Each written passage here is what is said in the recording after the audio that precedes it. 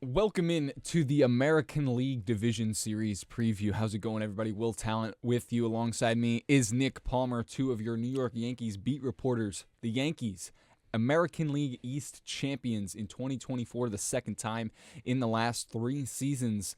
And it's an AL Central quest for the Yankees. They have to take down at least 2 of the AL Central teams to advance to the World Series, but let's slow our roll, Nick. Sure. It's the American League Division Series. They're playing the Kansas City Royals for the first time since 1980. That is in the playoffs. Wow. Very, very heated times. Those were the George Brett days. And now here we are 40 years later. The Yankees and the Royals, they match up once again. The Royals swept the Yankees' division rival in the Baltimore Orioles. What a series that was for the Royals. The Orioles, they just didn't hit. And that worries me, Nick, for the Yankees' sake. If the Royals' pitching is how it is, the Yankees have had kind of a layoff. That shouldn't be an excuse, but getting into things early, the Royals are hot right now. They have those games under their belt to start. Yep. That's true. Yankees did win the majority of the games against the Royals. They did this year. And I don't think that their pitching has changed too much throughout the course of the season. I'm talking about the Royals. Lugo's been solid all year. You know, their weapons have been their weapons, and credit to them. I mean, we're looking at the predictions going game 1, 2, and 3, Walker, Reagans, and probably Lugo, because Lugo pitched in the final game of their last series. That's deadly, and as you mentioned, if the Yankees can't get the bats hot, that's what this is going to boil down to. And we've seen times when the Yankees' bats fall silent. I mean, the main criticism of Aaron Judge is that he can't hit in the playoffs. Well, this will be another test for him, and he's got to get it done, especially with Juan Soto by his side. This is the year. This is, if there is a year for the Yankees. We say it all the time, but this it's is true. This year is really the year. There are no Houston Astros. No. There are no Baltimore Orioles. The Astros are the main one there, I would say. Obviously, the thorn in the Yankees' side over the last. I've lost track of how like many you years. said, though, it's not easy though. I also don't like the term easy, because these are good teams. Thank you. Yes, that is just an incorrect term. I'm sorry. Anyone out there that's saying this is the easiest path, stop. Just stop. It's got to stop. Stop. It will not be easy whatsoever for the Yankees. I know it's the American League Central. Everyone loves clowning on the American League Central. The White Sox are in the American League Central. They had an 121 loss team. They broke the record. They're actually the worst team of all time. And the Twins fall off was so fun to watch. Like there are a lot of bad stories in the AL Central. Think about that. But there are some dogs there too. That would have been, and obviously it's not possible. It is possible. Would have loved to play the Twins. That's the Yankees' good luck charm. Have you seen their record against the Twins since like 2002? The Yankees, it's pretty. The Yankees are like insane. I think they've won 82% of their games against the Twins since 2002. Unreal. And the Mets have made the Twins have made the playoffs, and they've lost to the Yankees almost every time. I know. We're really their Houston Astros. But to my point, the Twins were a playoff team. Yeah. With like 3 weeks ago, maybe. And they completely fell off the face of the earth. And the Tigers came out of nowhere. So, yes, the American League Central was the only, or not the only, that would be incorrect, but they were below 500 as collectively as a division. Yeah. Largely in part due to how bad the White Sox were, but they have 3 playoff teams. The Tigers didn't make it by accident. The Royals definitely didn't make it by accident. Sure, they had kind of a lackluster September, but they were pretty consistent all year long. Wildcard teams are competing against teams from 2 other divisions. Like, it's not like this is just a race in the AL Central of who can beat up on the. I know you play the White Sox more than anybody, and sure, that might pad you by maybe 1 or 2 wins, but This was not like the NL East where this went down to a doubleheader on Monday. Like, the Mariners were out of it with about 2-3 days to spare. The Red Sox were out of it. But these teams earned to be there, man. And they I think people might have expected the Mariners to be in the playoff picture, and they're not. And the Tigers are. And you have to accept the fact that Tigers are a real team, man. And so are the Royals, and the AL Central is not a joke. I would say right now, if you're the Cleveland Guardians, that's scary stuff. I know. To be playing the Tigers, because that could very easily go 5 games and be a sweat in each of those 5 games. I'm not saying that couldn't be the case for the Yankees either, because the Royals, sure, they kind of they fumbled a little bit in September, had some really bad stretches, like 2-8 in their last 10, 3-7 in their last 10 type stretches, but won when they needed to win, took down the Baltimore Orioles in Camden Yards, and here we are now, the Yankees. They face up against these Kansas City Royals. Now let's go a little bit deeper now. Let's do it and talk about these Yankees. Garrett Cole, Game 1 starter, obvious. But he's matched up against Michael Wacha, who historically has done very well against the Yankees, and historically has done very well against Aaron Judge. Talking about needing to get Aaron Judge going in the postseason, I think Juan Soto helps a lot, especially with his experience in the postseason. We look back at 2019, Juan Soto made his mark. Now, obviously, the Nationals really have not been that good since 2019, so he didn't get a lot of years with the Nationals there. Padres, they had a run in 2022. Yep. They lost to the Phillies in the championship series then. Last year as well. So Juan Soto brings a little bit of experience to the table. Not saying that Aaron Judge doesn't have it, but Juan Soto's come up clutch in some high leverage situations with the other teams that he's played on, and they need to see that out of Aaron Judge if they want to get things going. Clutch is a factor in Juan Soto's game. Like it is. They say it's intangible, but it kind of is tangible in that sense that Juan Soto is known as a clutch hitter. If you're known as being a clutch hitter, then, I mean, his wrist numbers are ridiculous, Juan Soto. So it is something you take into account, and you'd like to see Aaron Judge complete that. Michael Wacha, I am a little concerned about the power hitters against Michael Wacha just because he locates so well. And he avoids hard contact. He does very well. Mm-hmm. He really, I mean, he gets a lot of soft contact. Not a lot. He's a fly ball pitcher, to be sure. So if he misses, sure, I think Judge can easily poke one out. But I'm worried for the guys who need to get on base against Michael Wacha, and there's a lot of them if you want to beat him. So he's got a great changeup. Fastball is sort of falling off as he ages up, but he's a great pitcher, and I'm worried about the Yankees in every game, but especially against Michael Wacha for sure. Ever since Wacha went to Tampa Bay, I feel like that lateral movement has really rejuvenated his career in terms of that changeup, that sinker, two-seam action that he's got. He's really, really come into his own, looking like more of that Michael Wacha from the St. Louis days, but a little bit more fine-tuned as he becomes more of a veteran. And the biggest thing here, Nick, is his experience against the Yankees, specifically the teams that he's played for in the division. He played for the Rays. Mm-hmm. He played for the Red Sox. Yep. Got a handful of appearances there, a handful of starts. In 11 appearances against the Yankees in his career, he's 2-1 with a 2.97 ERA and 60 strikeouts, some of those coming out of the bullpen, and a lot of those being starts as well. Last time he played against the Yankees was back in 2023 when he was a member of the San Diego Padres, and that was quite the performance. 7 innings pitched, 5 hits, 2 earned runs. Now, not to disprove your point, but how many people from those days on the Yankees where Michael Wacha was playing them a bunch are still left? That's a good point. Judge and Stanton, and that's about it, right? Yeah, for sure. Judge has been on the team for 10 of these 11 appearances. Right. And Stanton, I'm sure, for about the same. 6 or 7. Yeah. Right. Mm-hmm. But the rest of these guys probably Michael Wacha hasn't seen a whole ton. Yeah, that's true. Yeah. That is very true. But, just looking at how he pitches against the Yankees historically, that's true. It's Yankee Stadium probably might have something to do with it. I and agree. the mojo surrounding the Royals right now too. They have that going. Good. That's so real in the postseason.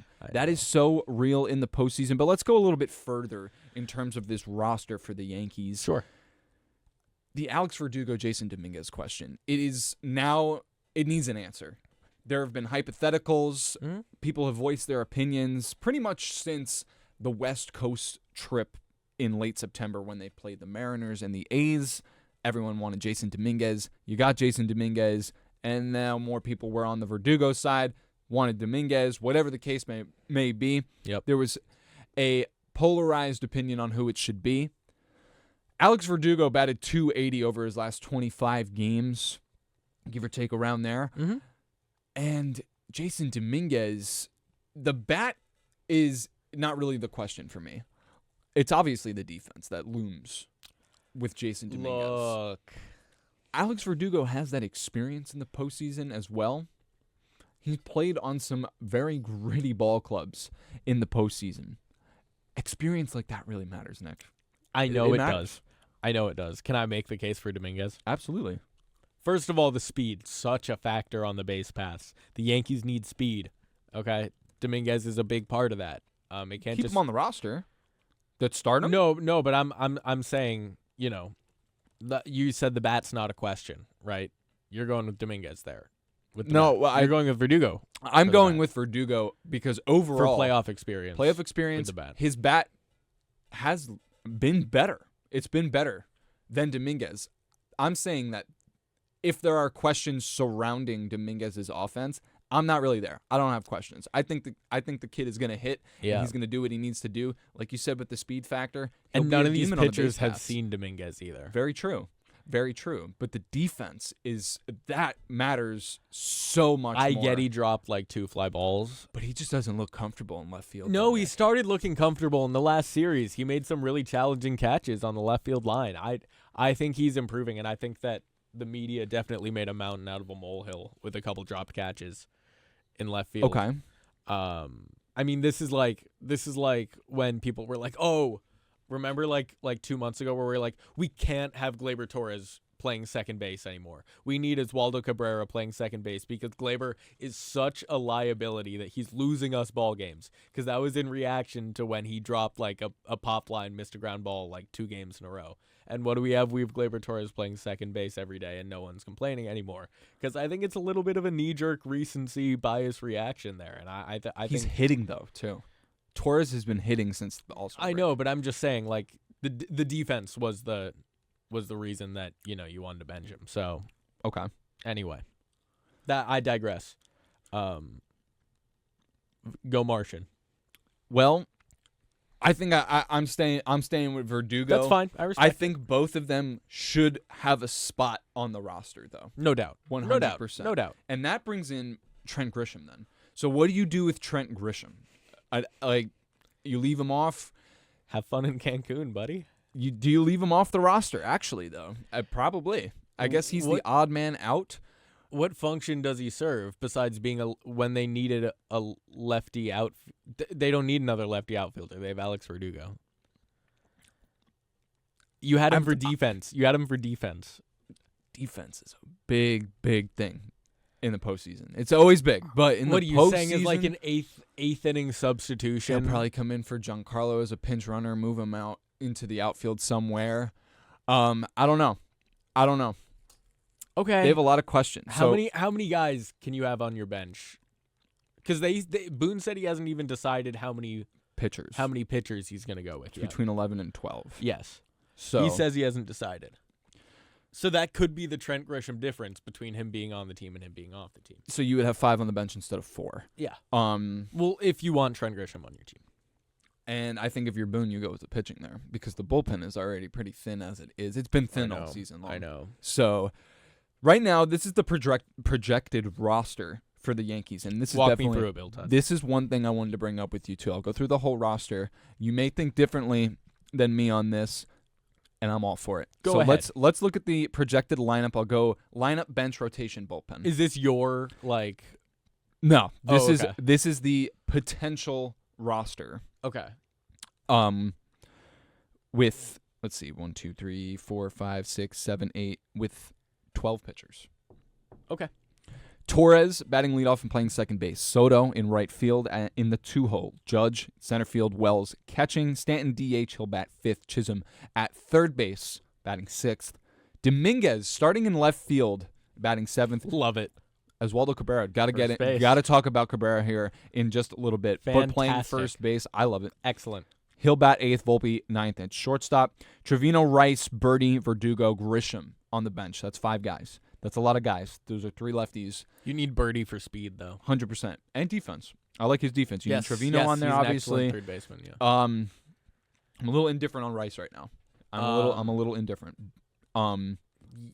Yes, but if Oswaldo Cabrera gets hurt, who's going to go play first base? Jazz? There is no. It would be Jazz. Would it be Wells? And Trevino No. plays. No. Does Wells play first base? I think Jazz has at least played a little bit of first base, hasn't he? I don't think so. I really don't think so. Let me look this up. You continue with what you were saying. So Cole, Rodon, Heel, the rotation. That's fine. That's a great 3-man. Yeah. The Yankees have gotten very, very fortunate with their starting pitching depth, which has allowed them to help their bullpen. I don't want to see Marcus Stroman pitch in the playoffs. That's exactly what I was going to get into. Let's talk about this bullpen real quick, and then we'll go to Marcus Stroman. Weaver, Canely, Hill, Holmes, Cousins, Hamilton, Schmidt, Leiter, Meza. I'm gassed. I mean, besides Tim Meza, I am gassed. That is excellent. I honestly am. I'm happy with that. Me. What about that worries you? Okay, let's go player by player. You have Weaver at the top. He should be closing the games. Fine. 100%. Fine. Weaver, Canely, Hill. I have no issues. Yes, they're okay. Then who's 4? You're not going to leave Holmes off. You can. You're not going to. I still have issues. Okay. Cousins, love it. Yeah. Hamilton, I like it. He'll be your which Hamilton guy. are we going to get though? I know. Which Hamilton are we going to get? We're going to get last year? We're going to get the beginning of this year? You're not putting him in high leverage. If you need a high leverage middle inning, you go to Jake Cousins, and then you go to Canely, Weaver, whatever to close it out. Schmidt, Leiter, Meza. Meza, it's got to be there. They need another lefty. They can't just go with one lefty. I know, and the one lefty is Tim Meza. Yeah. This is something they had to address, and that they thought they addressed with Eniel De Los Santos. He's not even a lefty.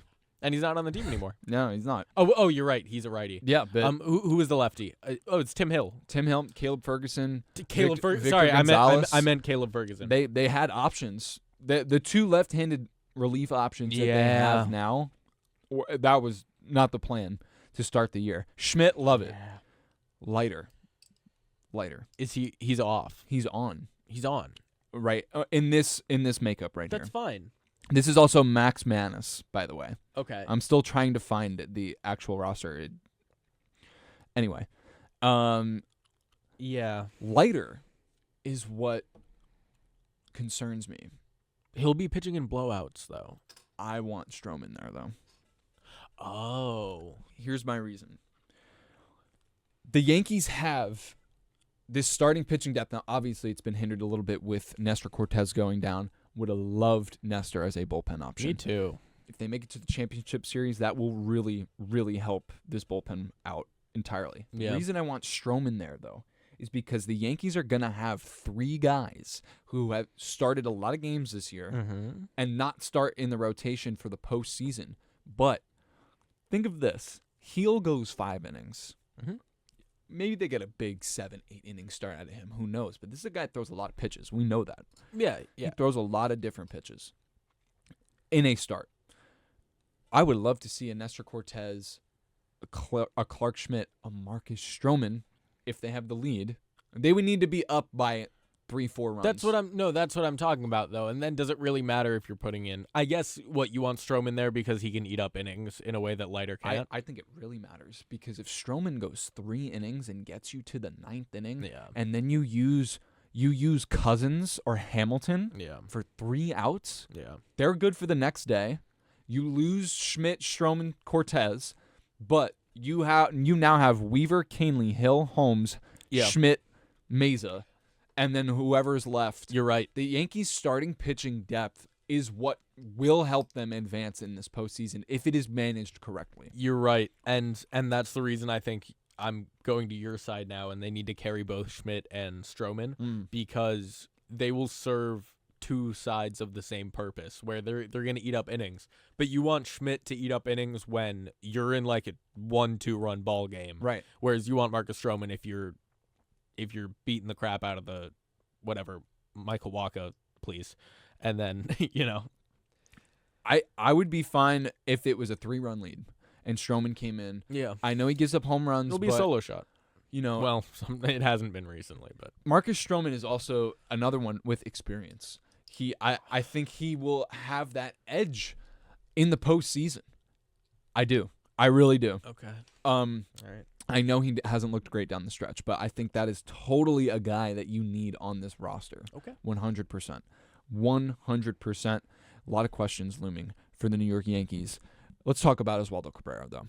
This is the question in the offense, aside from the Verdugo-Dominguez conversation. We'll see tomorrow if Alex Verdugo's in the lineup.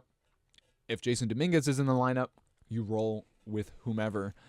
Will, where's the question, though? Like, where's the question? In my mind, he's starting every game at first base. But what Boone had said is that he didn't. John Boy asked him pretty explicitly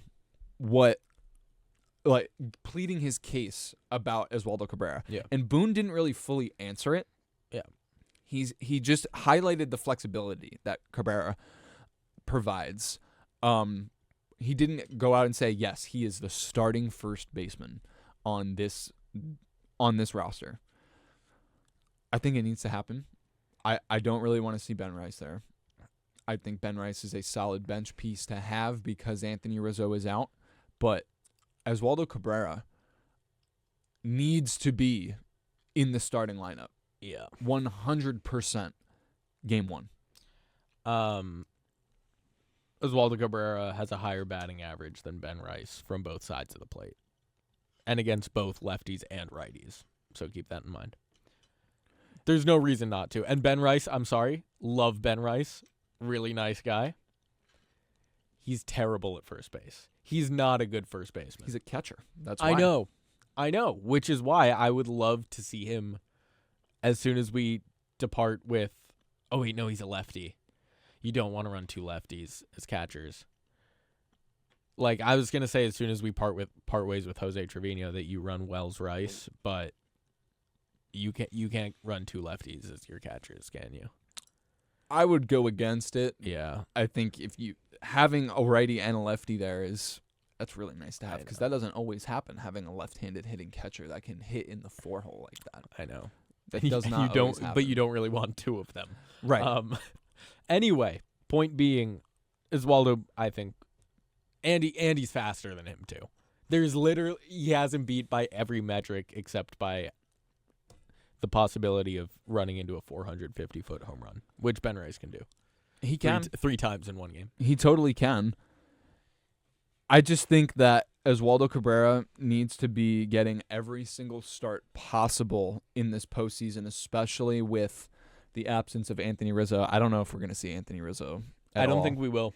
I really don't. I don't think we will. And that hurts. That really hurts. I know he's had a very much down year, once again riddled with injuries. We may have seen the last time Anthony Rizzo play in a Yankee uniform. Likely. However, another guy that's been there. He's been there. I can't stress enough how important that is. Having guys that have been there. Is it that why do you think it's that important? Because it's a different beast. It's a different beast, the postseason. Watching this wild card series, it is a different beast. Dude, then how did these... Okay, all right. I'm going to counter your point with this. Lose? How did the Astros lose? The Tigers had one guy who played in 5 postseason games in his career. Who is the Tigers manager?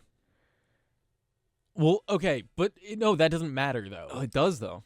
It does. He knows how to beat Houston. He managed him. He managed them. He managed the same core that is there.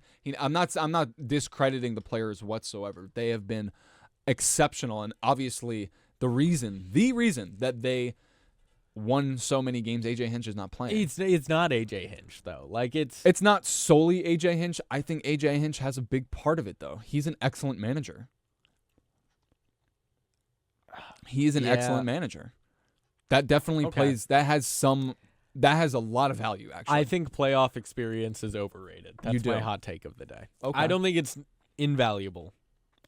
I don't think it's useless, but I think it's overrated. I think it weighs a little bit. Guys that know how to elevate to a specific moment. Yeah. Because they've been there before. Yeah. Juan Soto. Look at the regular season. Anytime that Juan Soto came up in a situation like in the 8th inning, 9th inning, whatever it was. I know he's clutch. That matters. I know. We talk. I feel like we just switched positions. I was talking about how clutch Juan Soto was and how it was tangible like 15 minutes ago. But I'm saying players historically in the postseason that elevate their level. Like Giancarlo's better in the playoffs. he's a very good postseason player. Yeah. He's been very good for the Yankees. I think Jazz Chisholm has the makings of doing that because he elevates. We'll see. He elevates to the moment, though. You need guys. You watch the whole regular season. You need guys that elevate to the moment in July, in May. You need that. It could translate in the postseason, but having guys that have elevated themselves to the moment in the postseason, I think definitely has a little bit of value to it. Yeah, for sure. I think I've seen Anthony Volpe elevate to the moment maybe once in his career. Like, maybe once. And I can't tell you when it was either. But, like, that worries me. Like, he's also the youngest one there, though. But the amount of times that I see him strike out with runners on base is absurd. Like I said, it's a different beast. I'm not expecting anything Love different. you, Anthony. I'm not expecting anything different. However, I think the guys around Anthony Volpe can help. You know the saying, hitting is contagious? Yeah. We'll see. Okay, well, who's your big guy for this series? Who's the big guy? Who's okay, that'll be the name of the segment. Who's the big guy? All right. Let's do it. The big guy. Who's the big guy? This guy will be the reason that the Yankees make it to the ALCS, and his name can't be Aaron Judge or Juan Soto. Okay. Who's the big guy? Who's the big guy?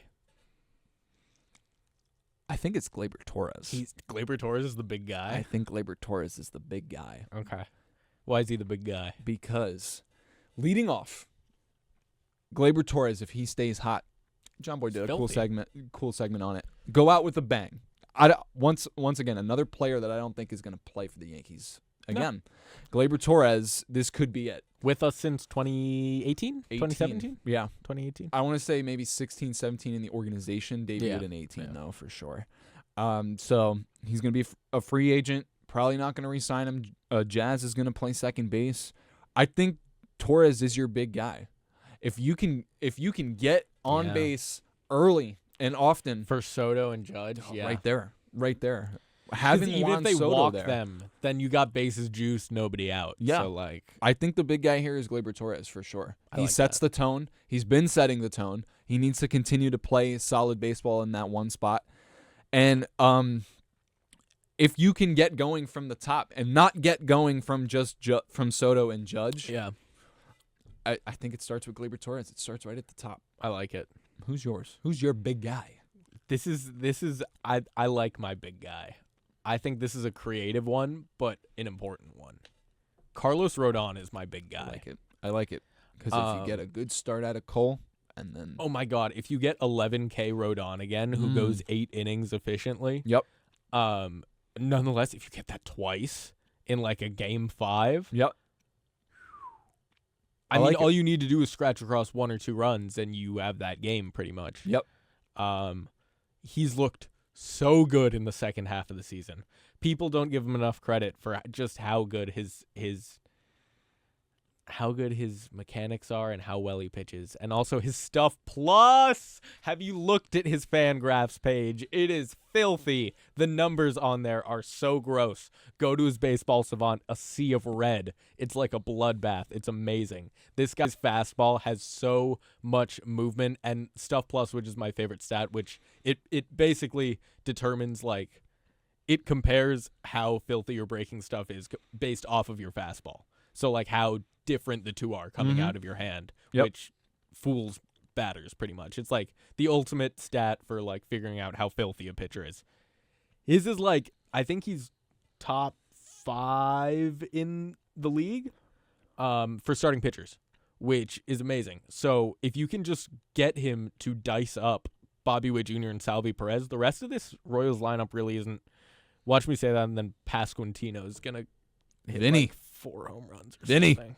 Anyway, Carlos Rodon, he's the big guy. I like that pick. I really do, because I think Game 2, as important as Game 1 is. Game 2 is kind of more important. Game 2 is a little bit more important, especially if you won Game 1. I know. And you're at Yankee Stadium, and you go to KC with a 2-0 lead. You have 2 chances there to clinch it and move on. It would be cool to clinch it at home, but at the same time, you want it over as early as you possibly can to move on to that next round. Mm-hmm. Carlos Rodon versus the Royals this year faced them twice. Mm-hmm. Once in KC, once in New York, Right. he was fantastic. I'm sure. He was fantastic. He's a dog. In June, 7 innings pitched, 5 hits, 1 earned run.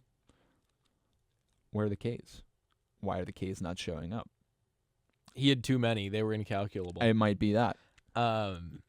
Yeah. 3 strikeouts. Okay.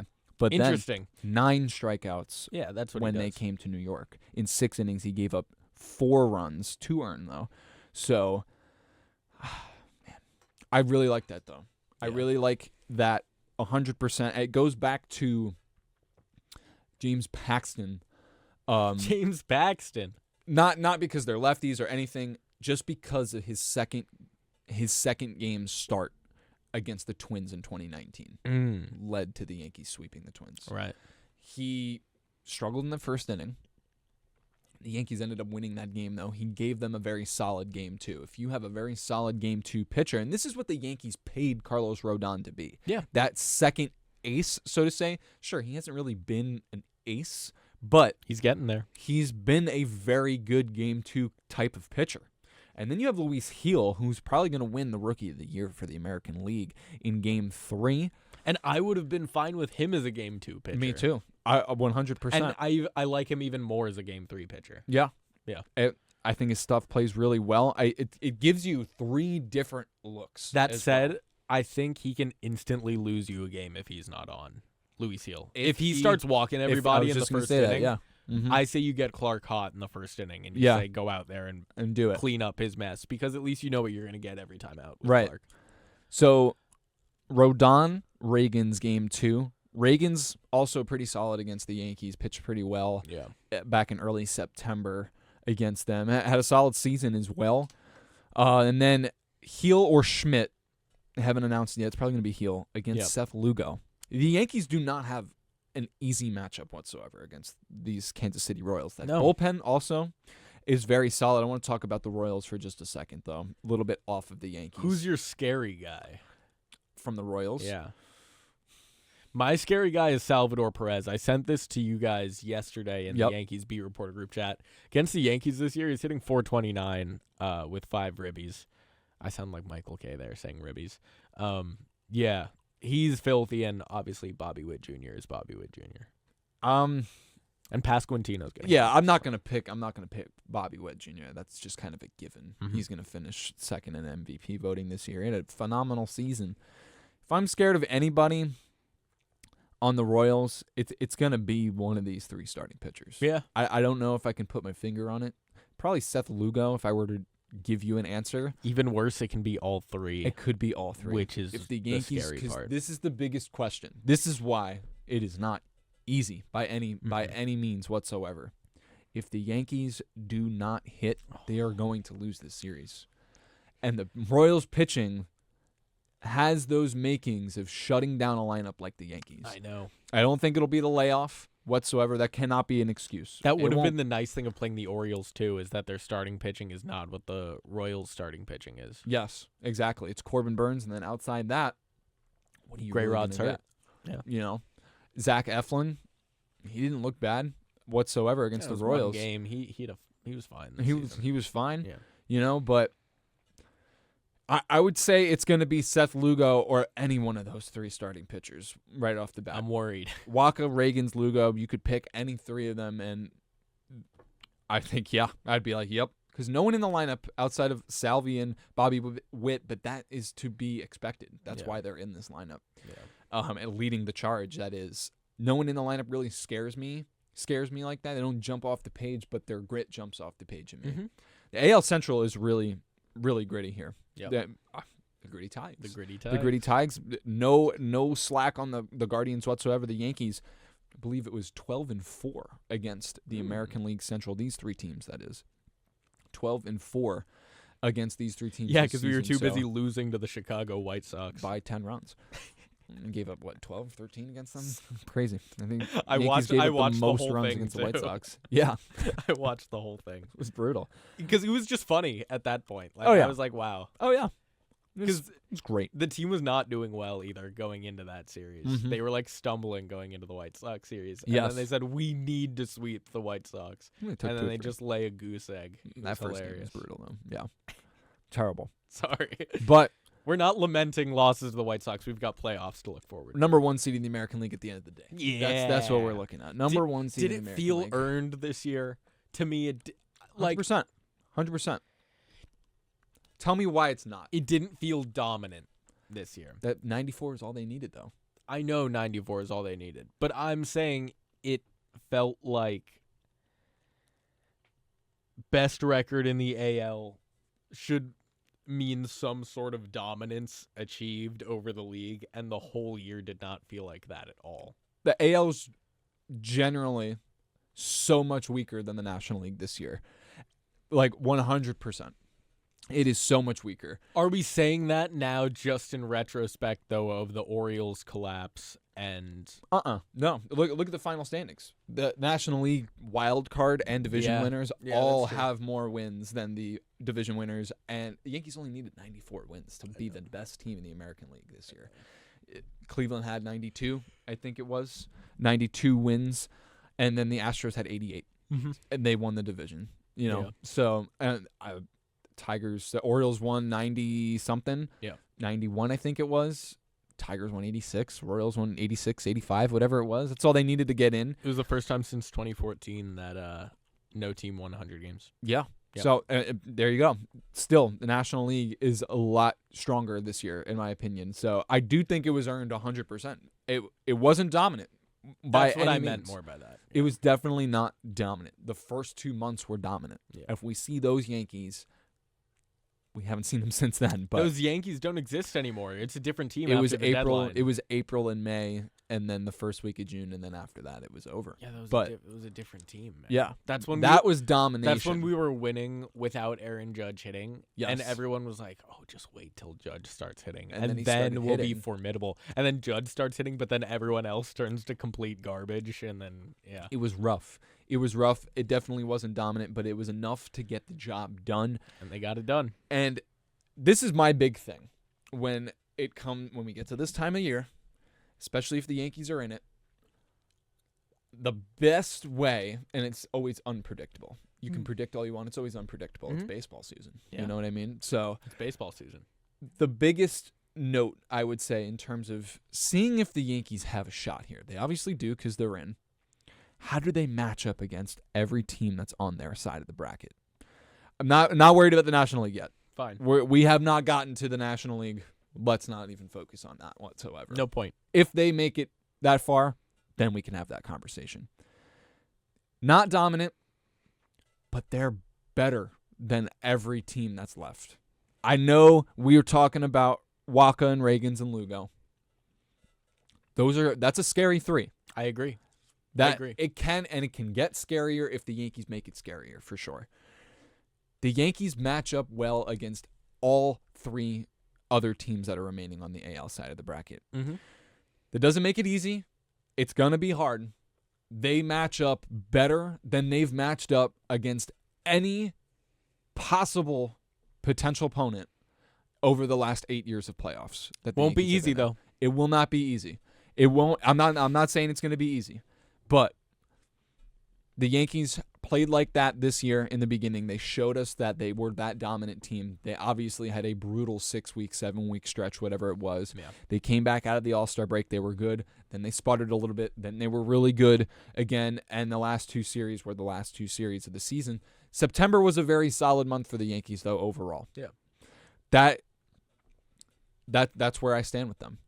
They match up well against everybody, and that is what the focus should be. Okay. You don't want to say, "Oh, dude, if Detroit beats Cleveland, we got to do something." No.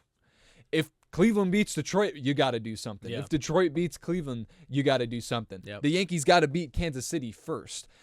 They can beat all 3 of these teams. Nothing else matters. Nothing just matters has the Yankees matters. Yeah. So, would it be different if the Astros were there? Absolutely. Would it be different if the Orioles were there? Absolutely. I still think the Yankees matched up well against both of those teams. Yeah. So, I'm not saying this is the year, but if you're going to do it, you are all in on this year. Stay all in. Yeah. Get it done. You don't know if you're getting Juan Soto again. Do it. Do it. You got to win it. Do it. You got to win it. Bullpen, really. Let's talk about the beginning. where we started. The bullpen really wasn't addressed in the offseason whatsoever. Fine. They went with it. The lineup was obviously addressed. Bullpen really wasn't addressed. At the trade deadline, you got two guys. One of them played 4 games. Yep. The other one hasn't been all that great. He pitched 10.1 innings for the Yankees. And gone. Not there anymore. Not there. I think he's on the White Sox. Is he? He's playing? Good for him. Or he was. He was playing. His season is now over. But you got Jazz Chisholm. Yeah. That was really good. Jazz Chisholm was great as a Yankee down the stretch. He was awesome. He was everything he was fine. You could have asked for. He did okay. He was fantastic. He did okay. He got hurt, and then he came back. So, if you're going to do it, the time is now, New York Yankees. The time is right now. It starts tomorrow on TBS. It'll be Bob Costas and Ron Darling on the call. On the call, Game 1, Garrett Cole, Michael Wacha. Oh. Okay. Before we wrap this up, did you see what Michael Kay said though about playoff broadcasts? I did not. He said that playoff broadcasts should be done by the home announcers for the home team for every playoff game. He said that after announcing the Houston-Detroit game, and he was like getting comments being like, "Man, like first of all, he gets a lot of hate comments." Michael Kay, just on his broadcasting from non-Yankee fans in general. But he was getting a lot of comments being like, man, like, I wish I had the Tigers broadcast because, like, the Tigers haven't made the playoffs in, like, forever, and I wish I had my home broadcasters. And Michael Kay said, yeah, I agree with you. I think that you can broadcast these things on national TV, but whichever team is the home team should have their broadcasters do the game. And then when you get to the championship series and you get to the World Series, you think that stays the same? I don't know, but I thought that was actually a class act move from Michael to say that because I like that. That's a great take. I understand why it's not that way though, because the national conglomerates they have these games. I know, but they have them. So it makes sense. I get not wanting to hear Michael Kay call if you're from Detroit. And the Tigers are finally in the playoffs after years of being in the cellar of the AL Central. And you want to hear the broadcaster who's been through it with you all for the last 6 years. But instead you get Michael Kay. It's like, damn, Unfamiliar voice, too. You only hear him if you're... Yeah, actually, it's less exciting. You don't hear him at all. No, exactly. You want to hear the guy who's toiled with your team to call that big home run that sends your team into the World Series. That calls the Andy Ibanez double. I hear it. I understand it. That is a good take from Michael Kay. Absolutely. I love the national broadcasts, though. I know everyone has their own opinions on them. Costas and Darling doing the Yankees series. Yeah. It's what we got in 2022. Fine. But this is my thing with that. On a little closing remark. When you hear national broadcasts of your team in October, that in itself is just an exciting idea. I know you want to hear but you get national broadcasts throughout the season. But October is a different beast. October is a different beast. I'll make an exception for Joe Davis. Joe Davis gets an exception. Joe Davis should call every baseball game to ever be played from now until the end of time. That's your take? Yeah. Respect it. I just know when I hear Yankees are on TBS or they're on Fox, something big is going down if it's in October. Or potentially not. Who knows? But they made it this far that they get a national broadcast for their remaining games. Right. So I like the take. I understand it. I don't think it's going to change, though. I don't think so either, because money. National broadcasts are... That's where you get to when you get to this point in the season. Yeah. So, I don't know. But I do know that John Sterling is back. Yeah. And doing this... The rest of the run, he did. I don't even remember how many games it was. But it was like 2 series. Yeah, it was 2 series. Yeah. The last 2 series, he's gonna do the whole playoff run for however long that lasts for the Yankees. Shout out Justin Eman for being so gracious about letting him come back and not that's true Fordham Rams right there. That's what we're about. They did the whole season flip flopping, and John comes back, and they give him his seat right back. Yep, absolutely. Gentlemen. So, Nick, I'm excited. I'm nervous excited. and I'm excited. Oh, gosh, but I'm it's gonna excited. be fun. Oh, it's going to gosh. be a fun ride. Garrett Cole, Michael Wacha, Game 1 tomorrow. Come on, 45. Yankee Stadium in the Bronx. Come on, 45. The Yanks are back in the postseason. Wow, that's a great feeling. That's a great feeling, Nick. A lot of questions still. There will be a lot of questions until first pitch tomorrow. But until then, for Nick Palmer, I'm Will Tallant. Hopefully, we will see you for an American League Championship Series preview. Wouldn't that be something? But for now, it's 3, and then we get to that. Let's get this series over and done with. Let's win it. Let's move it. But like I said, Garrett Cole, Michael Wacha, it all starts tomorrow in the Bronx. Nick Palmer, Will Tallant. Hopefully Lou Orlando will be here and join us for the next one. But hopefully there is a next one. And we'll see you there.